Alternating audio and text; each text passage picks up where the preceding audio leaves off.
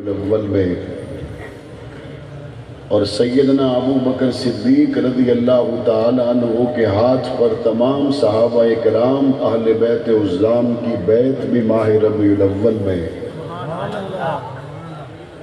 17 نمازیں حضور علیہ السلام کے مصلی پر پڑھانا سیدنا ابو بکر صدیق کا یہ بھی ماہ ربیع الاول میں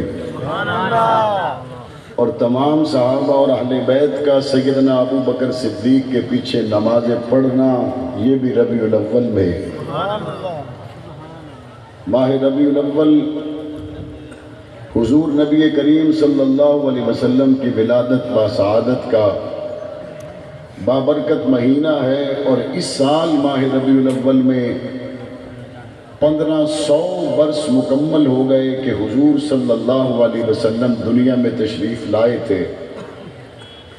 بطور خاص اس سال ماہ ربیع الاول